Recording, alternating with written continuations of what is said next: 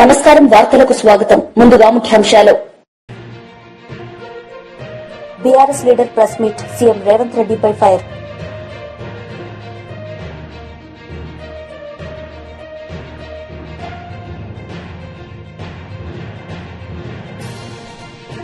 YSRCP leader press meet, CM Chandrababu నాయుడుపై fire.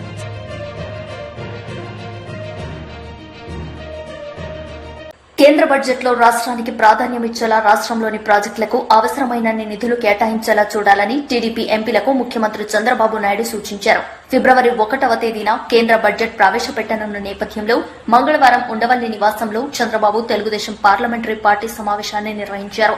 ఈ సందర్భంగా సీఎం చంద్రబాబు మాట్లాడుతూ రాష్ట్రంలో నెలకొన్న పరిస్థితులను కేంద్రానికి వివరించి రాష్ట్రాభివృద్ధికి అవసరమైన నిధులు, ప్రాజెక్టులు తీసుకురావాలని ఎంపీలకు సీఎం చంద్రబాబు సూచించారు. ఇప్పటికే కేంద్ర ప్రభుత్వం వైజాగ్ స్టీల్ ప్లాంట్ కోసం 11,440 రూపాయల కోట్లు, నక్కపల్లిలో బల్క్ డ్రగ్స్ ప్రాజెక్టు కోసం 14,000 రూపాయల కోట్లు, అమరావతి నిర్మాణానికి 15,000 రూపాయల కోట్లు, కొప్పర్తి, ఓర్వకల్లులో ఇండస్ట్రియల్ కారిడార్లకు 4,936 రూపాయల కోట్లు కేటాయించినందుకు కేంద్రం ముందుకొచ్చిందని తెలిపారు. విభజన చట్టంలోని పెండింగ్ అంశాలను కేంద్రం దృష్టికి తీసుకువెళ్లి పరిష్కరించేలా చూడాలని ఎంపీలకు సూచించారు. దేశంలో ఏ రాష్ట్రానికి లేని సముద్ర తీరం మన రాష్ట్రానికే ఉందని, పోర్ట్ల నిర్మాణం ద్వారా దాన్ని సద్వినియోగం చేసుకుంటే పెద్ద ఎత్తున ఉపాధి లభించడంతో పాటు సంపద సృష్టి జరుగుతుందని సీఎం అన్నారు. కేంద్ర బడ్జెట్లో కొత్త రహదారులు రాష్ట్రానికి కేటాయించేలా, రహదారుల విస్తరణకు అనుమతులు వచ్చేలా ఎంపీలు పనిచేయాలని, విశాఖ, విజయవాడ మెట్రో రైల్ ప్రాజెక్టులు రాష్ట్రానికి వచ్చేలా చూడాలని ఎంపీలకు సూచించారు.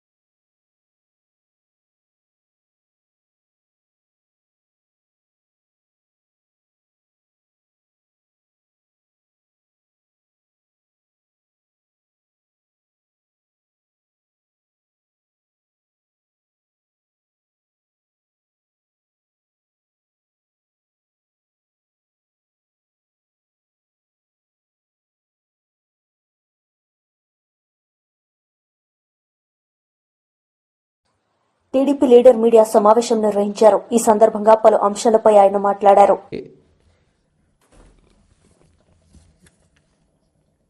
చాలా 4,140 కోట్ల పైన ఉన్నాయి. ఈరోజు తీసుకున్న పరిస్థితుల్లో ఈ 7 నెలల్లోనే 5 సంవత్సరాల అభివృద్ధిని మేము చేసి చూపించాం. సూపర్ 6 గురించి మాట్లాడుతున్నారు మీరు. ఒక్కొక్కటి మేము చేసుకుంటూ వస్తున్నాం. 1,000 రూపాయలు పెన్షన్ పెంచుతామన్నారు. కానీ తర్వాత ఏం చెప్పారు? విడతల వారి అన్నారు. ఆ విడతలనేదో చిడతలనేదో ఒక్కళ్ళు చెప్పకుండా ప్రజలు మోసం చేసి మీరు అధికారంలోకి వచ్చారు. కానీ ఆ 1,000 రూపాయలు పెంచడానికి మేము చేసిన 2,000, 3,000 లీటర్కి ఆప్సపాలు పడ్డారు. మొన్న ఎన్నికల ముందు 2024 మీరు జనవరిలోనే 3,000 చేయగలిగారు. మేము ఇచ్చిన మాట ప్రకారం. నువ్వు చేసిన అప్పులు ఒక పక్క, నువ్వు చేసిన బకాయిలు ఒక పక్క, పెట్టిన బకాయిలు ఒక పక్క ఉన్నప్పటికి కూడాను పెన్షన్ 4,000 రూపాయలు ఇస్తాం మేము అమలుపరిచాం. మొదటి రోజు నుంచే, ముందు నుంచి ఇస్తామని చెప్పాం. మేము ప్రకటించినటువంటి ఏప్రిల్ నెల నుంచే మీకు అరియర్స్ ఇస్తామని చెప్పాం. దాని ప్రకారం ఇవ్వడం జరిగింది. ఈ భారతదేశంలో ఏ రాష్ట్రమో ఇవ్వనంత విధంగా అత్యధిక మొత్తంలో పెన్షన్ ఇస్తున్నటువంటి ప్రభుత్వం చంద్రబాబు నాయుడు ముఖ్యమంత్రిగా ఉన్నటువంటి ఎన్డీఏ ప్రభుత్వం అనే విషయాన్ని మీరు గమనించుకోవాలి. అదేవిధంగా 6,000 రూపాయల పెన్షన్ వికలాంగులకి, మంచానికి పరిమితమైన వాళ్ళకి 15,000 రూపాయలు కూడా ఇది చారిత్రకంగా మేము ఇచ్చాం అనే విషయాన్ని మీరు ఒక్కసారి గమనించుకోవాలి. రెండోది, ఆడపడుచుల కష్టాలు చూడటం కోసం దీపం 2 పథకం ద్వారా 3 ఉచిత గ్యాస్ సిలిండర్లు ఇస్తా ఉన్నాం.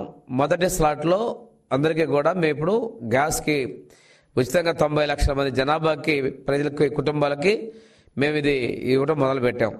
ఇది చూసి మీరు ఓర్చుకోలేక ప్రచారం ఏదో ప్రగల్భాలు మాట్లాడారు, కానీ ప్రజలు తిప్పి కొడతామన్న విషయాన్ని ఒకసారి గమనించుకోవాలి. అసెంబ్లీలో మేము అడిగాం, అన్నా క్యాంటీన్లు పేదలకు అన్నం పెట్టి అన్నా క్యాంటీన్లు మీరు ఎలా మూసేస్తారండి అని అడిగితే ఆ రోజు మీరు నిర్లక్ష్యంగా మాట్లాడారు.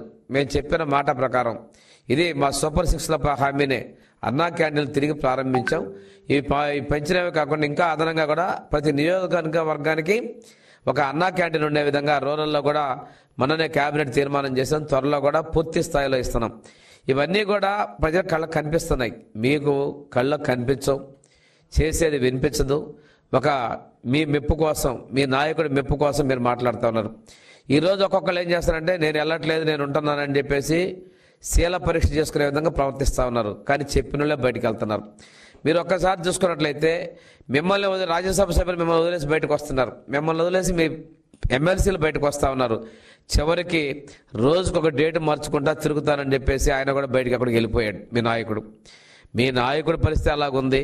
మీకు అగమ్య గోచరంగా మెప్పు కోసం ఆయన లేడు, మాకు డ్యూటీ అప్పగిచ్చారు మాట్లాడదామని చెప్పి నిన్న మొన్నటి తెగ రెచ్చిపోయి మాట్లాడుతూ ఉన్నారు.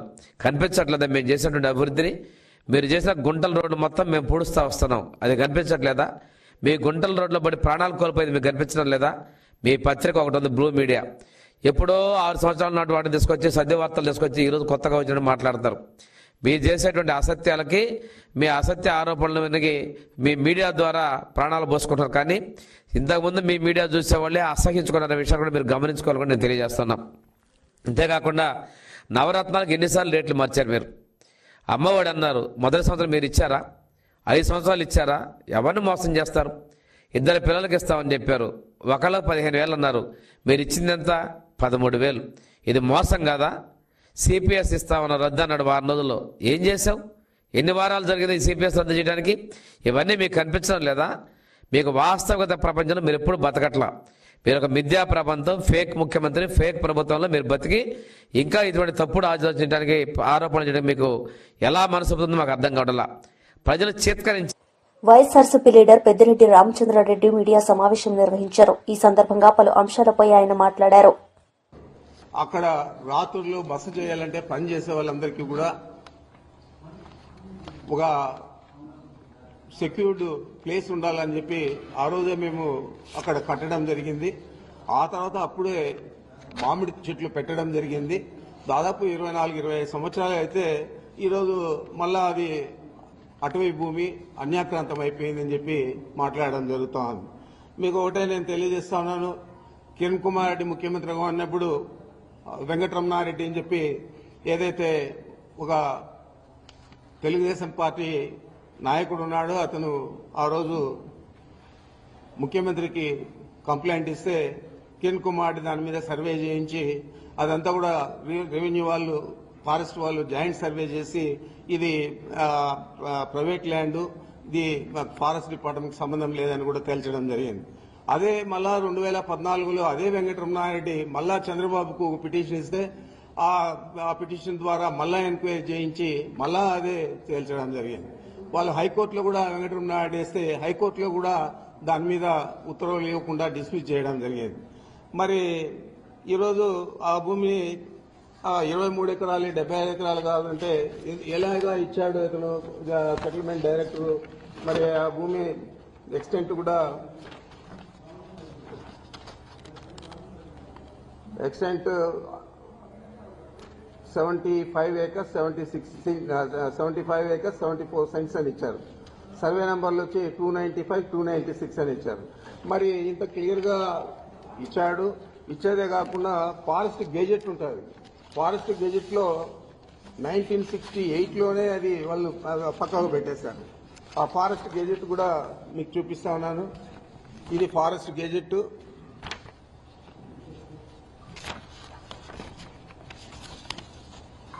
ఈ ఫారెస్ట్ గెజెట్ లో కూడా 75 acres 74 cents ఆర్ 76 cents అని చెప్పి ఇచ్చారు. రైట్ ఆఫ్ వే కూడా 30 అడుగులు దారి కూడా దీనికి ఇవ్వడం జరిగింది. ఇదే దారి. ఇది గెజెట్ ఎవరికైనా కానీ పబ్లిక్ డొమైన్ లో అవైలబిలిటీ ఉంటుంది, చూసుకోవచ్చు.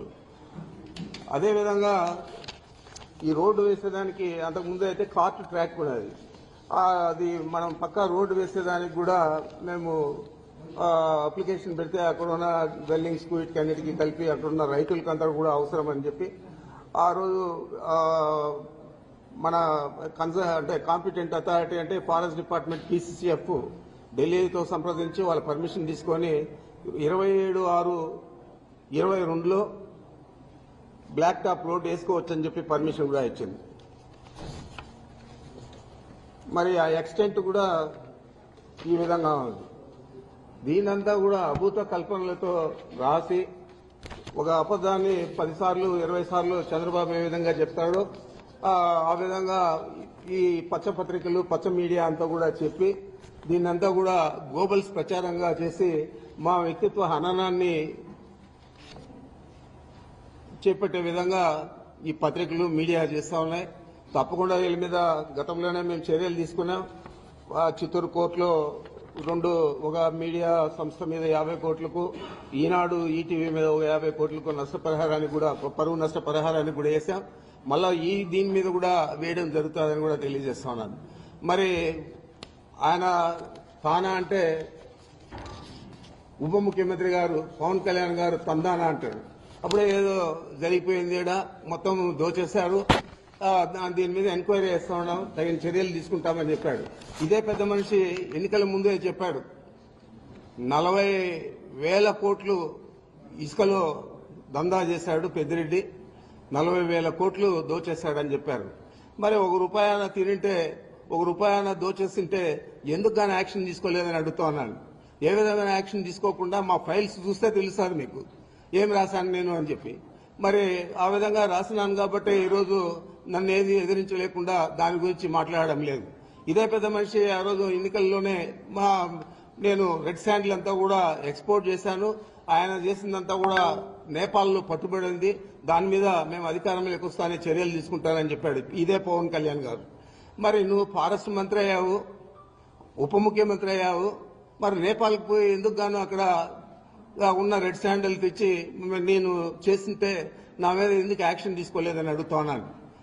ఏది కూడా లేకుండా ఒక వ్యక్తిత్వ హననాన్ని చేపట్టే విధంగా ఈ ప్రభుత్వంలో ఉన్న పెద్ద మనుషులందరూ కూడా పనిచేస్తా ఉన్నారు.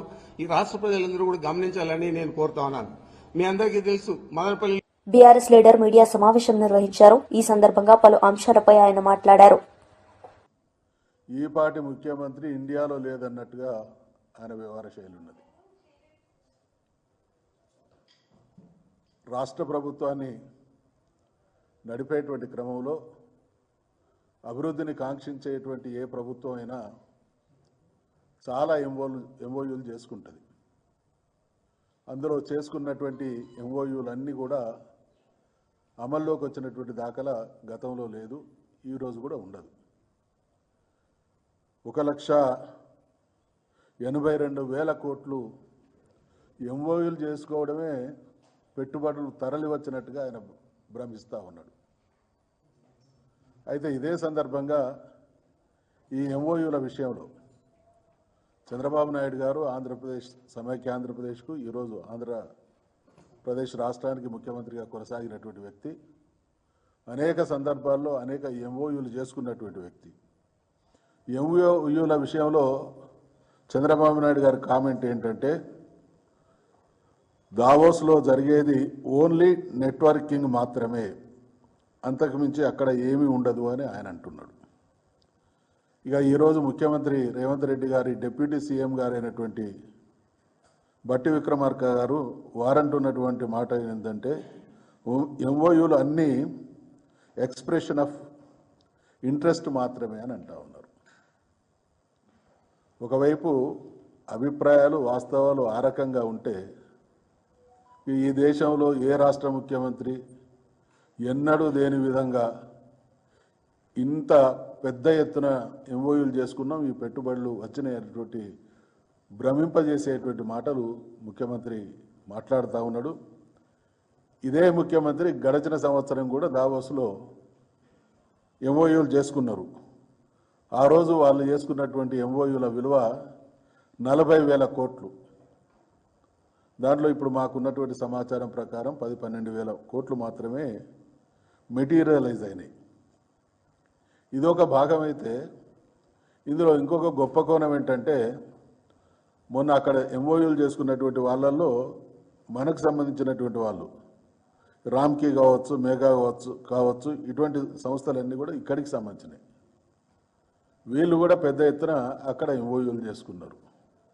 అంటే ఫిగర్ ఎక్స్పోజ్ చేయడానికి మాత్రమే తప్ప ఇది రేవంత్ రెడ్డి గారు నేను గొప్పగా కార్యక్రమాలు చేస్తున్నా అనేటువంటి దాన్ని నమ్మించడం కోసం ఈ రకంగా చేస్తూ ఉన్నాడు. అసలు జరుగుతున్నది ఏంది? ఆంధ్ర రాష్ట్రంలో వారు ముఖ్యమంత్రి అయి తెలంగాణలో కాంగ్రెస్ ప్రభుత్వం ఏర్పడి 13 మాసాలు గడిచిపోయినాయి. వాళ్ళు గతంలో ఇచ్చినటువంటి హామీలు, కాంగ్రెస్ పార్టీ అంటే నిన్న మొన్న వచ్చినటువంటి రాజకీయ పార్టీ కాదు, ప్రభుత్వాలు కూడా ఆ పార్టీకి కొత్త కాదు. దేశానికి స్వాతంత్రం వచ్చినటువంటి అనంతరం ఈ దేశాన్ని అత్యధిక రాష్ట్రాలు అత్యధిక కాలం పాలించింది కాంగ్రెస్ పార్టీ. ఈ దేశాన్ని పాలించింది కూడా కాంగ్రెస్ పార్టీ. అటువంటి పార్టీ అధికారంలోకి రావడం కోసం తెలంగాణ రాష్ట్రాన్ని అనేక రకాలుగా, రాష్ట్రం ఏర్పడక ముందు తెలంగాణ ప్రాంతాన్ని సర్వనాశనం చేయడంలో ఘనమైనటువంటి పాత్ర పోషించినటువంటి పార్టీ కాంగ్రెస్ పార్టీ. తెలంగాణ సర్వనాశనం చేస్తే, తెలంగాణ అనలేని పరిస్థితులు తీసుకొస్తే, తెలంగాణ రాష్ట్ర ఏర్పాటు కోసం ఒక పార్టీని స్థాపించి 14 సంవత్సరాలు పోరాటం చేసి తెలంగాణ రాష్ట్రాన్ని సాధించి 10 సంవత్సరాలు యావత్ దేశం ఔరా అనేటువంటి పాలన అందించినటువంటి కేసీఆర్ గారి నుండి అధికారాన్ని చేజిక్కించుకోవడం కోసం వాళ్ళు ఇచ్చినటువంటి హామీలు అన్నీ ఇన్ని కాదు. 100 రోజుల్లో ఇస్తామన్నటువంటి హామీలు ఉన్నాయి. మొత్తం మీద వెరసి అన్ని కలిపి 420 హామీలు ఉన్నాయి. ఇవన్నీ ఈ సంవత్సర కాలంలో ముఖ్యమంత్రి పదవి ప్రమాణ స్వీకారం చేసిన మరుక్షణమే అమలు చేస్తారు. టీడీపీ లీడర్ మీడియా సమావేశం నిర్వహించారు. ఈ సందర్భంగా పలు అంశాలపై ఆయన మాట్లాడారు. అర్థమవుద్ది ఏ విధంగా వైసీపీ ప్రభుత్వము పిల్లల జీవితంతో ఈ రాష్ట్రంలో గత 5 సంవత్సరాల్లో ఆడుకున్నారో మనకు అర్థమవుతా ఉంది. ఇంటర్మీడియట్ మీరు చూస్తే 2019లో 72% పాస్ అయితే 2023 వచ్చేతలకే కేవలము 61% పాస్ అయినారు. అంటే ఎంత పడిపోయిందో పాస్ రేటు ఇంటర్మీడియట్లో మనం చూడొచ్చు. అదే 10th క్లాస్ చూస్తే 2019లో 94.88 అంటే దాదాపు 95% పాస్ అయితే 2023కు వచ్చేతలికే 72% పాస్ అయిన శాతము. అంటే ఎంత డ్రాప్ అయిపోయిందో చూడండి. 10th క్లాస్ అయితే విపరీతంగా మోర్ దెన్ 23% పాస్ రేట్ పడిపోయింది. అంటే ఎంత నిర్వీర్యం చేస్తారో మనకు అర్థమవుతా ఉంది. తర్వాత బుక్ రీడింగ్ క్లాస్ 3 స్టూడెంట్స్ మీరు చూస్తే 2022లో 16% ఉంటే అది 2024 వచ్చేతలికే 23.4% బుక్ రీడింగ్ చేయలేని పరిస్థితిలో పిల్లలు ఉండేరు అని చెప్పి అర్థమవుతా ఉంది. అదే ఆంధ్రప్రదేశ్లో ఇది నేషనల్ యావరేజ్. అంటే నేషనల్ యావరేజ్ పెరిగింది. అంటే 16% నుంచి 23% దేశమంతా ఆ స్కిల్ పెరిగితే ఆంధ్ర రాష్ట్రంలో మాత్రము 2018 నుంచి 2024కి మీరు చూస్తే 22% నుంచి 14% పడిపోయింది. అంటే దేశ యావరేజ్కి చూస్తే మోర్ దెన్ 50% మన స్టూడెంట్స్ క్లాస్ 3 స్టూడెంట్స్ రీడింగ్ స్కిల్స్లో వెనకబడిపోయినారని అర్థమవుతా ఉంది. అదే క్లాస్ 5 స్టూడెంట్స్ మీరు రీడింగ్ స్కిల్స్ చూస్తే 2018లో 57% ఆ స్కిల్స్ ప్రాపర్ స్కిల్స్ ఉండేవాళ్ళు 2024కి వచ్చేతలికే 37%కి పడిపోయినారు. సో ఈ figures all India survey figures. So క్లియర్గా ఏ విధంగా స్టూడెంట్స్ చదువుకోలేక ఏ విధంగా రంగంలో వెనకబడిపోయినారో మనకు అర్థమవుతా ఉంది. ఎందుకు ఇట్లా జరిగింది అని చెప్పి మనం డీటెయిల్స్లోకి పోతే 5 సంవత్సరాల్లో డిఎస్సి నోటిఫికేషన్ అనేదే గత ప్రభుత్వం వైసీపీ ప్రభుత్వం ఇవ్వలేదు. కొత్త టీచర్లని తీసుకొని వచ్చింది లేదు. ఆ టీచర్స్ షార్టేజ్ ఉన్నా కానీ వాళ్ళు పట్టించుకున్న పరిస్థితి లేదు అని చెప్పి మనకి అర్థమవుతా ఉంది. ఏం చేశారు? ఆ ఉన్న టీచర్లను కూడా కోవిడ్ టైంలో లిక్కర్ షాప్స్ ముందు పెట్టి వాళ్ళ చేత లిక్కర్ సేల్స్ పనిలో పెట్టినారు. అదే నాన్ అకాడమిక్ వర్క్స్ రకరకాల చదువు చెప్పే పని వదిలిపెట్టి వేరే వేరే పనులు ఆ టీచర్లకి ఇచ్చి వాళ్ళ ఆత్మ గౌరవాన్ని కూడా తగ్గించే విధంగా చేశారు. దాదాపు 8,000 స్కూల్స్ పైన మర్జింగ్ చేసి పిల్లల్ని దగ్గర ఉండే స్కూల్కి పోనీయకుండా ఎక్కడో దూరం పోయే పరిస్థితి తీసుకొని వచ్చి చాలా మంది స్టూడెంట్స్ స్కూల్కి పోలేక డ్రాప్అవుట్ అయ్యే పరిస్థితి వాళ్ళు తీసుకొని వచ్చినారు. ఇంకొక 4-5 పాయింట్స్ ఏ విధంగా ఈ పూర్తి విద్యా రంగాన్ని నిర్వీర్యం చేశారో కూడా ఈరోజు ప్రజల దృష్టికి మేము తీసుకురావాలనుకుంటున్నాం. ఇంటర్మీడియట్ స్టూడెంట్స్కి మిడ్ డే మీల్ అనేది గత ప్రభుత్వం, వైసీపీ ప్రభుత్వం రద్దు చేయడం జరిగింది. స్టూడెంట్స్కి సైకిల్స్ ఇవ్వకుండా ఆ పథకాన్ని కూడా వాళ్ళు రద్దు చేయటం జరిగింది. వర్చువల్ క్లాస్ రూమ్స్ అనేది మంచి ప్రాపర్ ట్రైనింగ్ కోసము, ప్రాపర్ ఎడ్యుకేషన్ కోసము మంచేదో చెడేదో గుర్తించండి, కార్యకర్తలకు అండగా ఉంటాం. ప్రస్తుత తెలంగాణ ప్రభుత్వం ఇచ్చిన హామీలు నెరవేర్చకుండా అభివృద్ది పనులు చేయడంలో విఫలమైందని జుక్కల్ మాజీ ఎమ్మెల్యే బీఆర్ఎస్ నాయకుడు హనుమంత్ షిండే ఆరోపించారు. జుక్కల్ నియోజకవర్గంలో కార్యకర్తలకు అండగా ఉన్నా నేనున్నానంటూ భరోసా కల్పించేందుకు నియోజకవర్గంలో ఉన్న అన్ని మండలంలో ఆత్మీయ సమ్మేళనం పేరుతో ఊరూరు తిరుగుతూ కార్యకర్తలకు మనోధైర్యం ఇచ్చేందుకు ముందుకు వచ్చామన్నారు. ఎన్నికల్లో తక్కువ ఓట్లతో ఓటమి చెందామని, మంచిదో చెడేదో ప్రజలు గుర్తించాలని షిండే పేర్కొన్నారు. బుధవారం నాడు జుక్కల్ మండలంలో చండీగావ్, మాదాపూర్, హాంగర్గా, బిజ్జల్వాడి, కత్తల్వాడి, ఎడ్గి తదితర గ్రామాల్లో విస్తృత హనుమంత్ షిండే తిరిగారు. ఆయన వెంట పార్టీ శ్రేణులు పాల్గొన్నారు. పనులు కాలేదు, కానీ 2 టర్ములలో నాతోని అయినంత, ఎందుకంటే ఈ ప్రాంతంలో పుట్టినటువంటి బిడ్డ, మీ మండలంలో డోన్గాం గ్రామంలో పుట్టినటువంటి బిడ్డ కాబట్టి ఏ గ్రామానికి ఏం కావాలి, ఈ మండలానికి ఏం కావాలి, ఈ నియోజకవర్గానికి ఏం కావాలనేది నాకు ఎంతో కొంత తెలుసు కాబట్టి నాకు తోచినన్ని చేయగలిగిన. 2 టర్ములు ఎమ్మెల్యేగా ఉండి ప్రభుత్వంలో ఉండి కొన్ని పనులు చేసినాం. ఈ ఒక్క టర్ము మన ప్రభుత్వం వచ్చి నేను ఎమ్మెల్యేగా ఉంటే ఇందరూ అన్ని విధాలుగా ఆశీర్వదించారు. 1152 ఓట్ల మెజార్టీతో ఓడిపోవడం జరిగింది. 15 సంవత్సరాలుగా ఎమ్మెల్యే చేసి 1152 ఓట్లతో ఓడిపోవడం అది ఓటమి కాదు. అది నా ఓటమి కాదు, మీ ఓటమి కాదు. మన అదృష్టం అట్లా ఉంది, మన దురదృష్టం అట్లా ఉంది. అది జరిగింది. కానీ ఇప్పుడైనా మనం ఆలోచన చేయాలి. ఏ బర్రె పాలిచ్చేది, ఏ బర్రె గొడ్డు బర్రె అనేది మనం గుర్తించాలి. ఒక్కసారి పొరపాటు చేస్తే 5 సంవత్సరాలు శిక్ష అనుభవించాలి. మీరు ఏం చేసినా ఇంకా 4 సంవత్సరాలు ఈ ప్రభుత్వం ఉంటది. 4 సంవత్సరాల తర్వాత ఈ 14 నెలలు మీకు ఈ ప్రభుత్వం పెట్టినటువంటి బాధ, కష్టం మీరు ఆ ఎలక్షన్ అప్పుడు మర్చిపోకూడదు.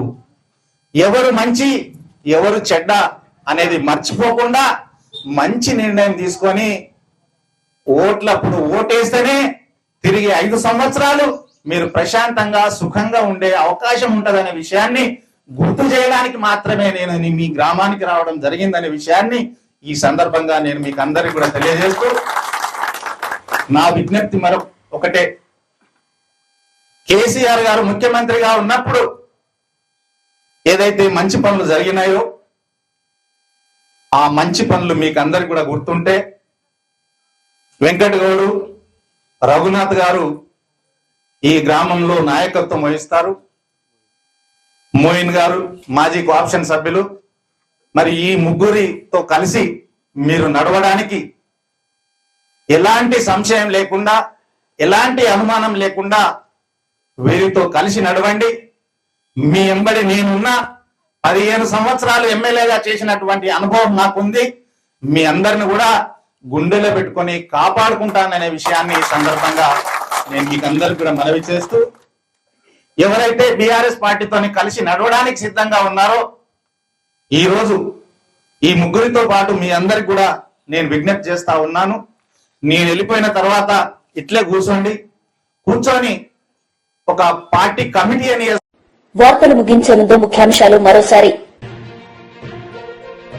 BRS leader press meet, CM Revanth రెడ్డిపై ఫైర్.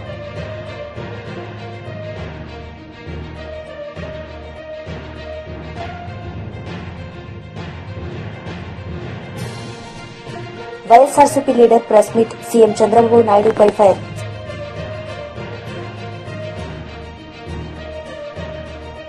ఈ వార్తలు ఇంతటితో సమాప్తం. తిరిగి ప్రసారమయ్యే వార్తల్లో మళ్లీ కలుద్దాం. అంతవరకు సెలవు. నమస్తే.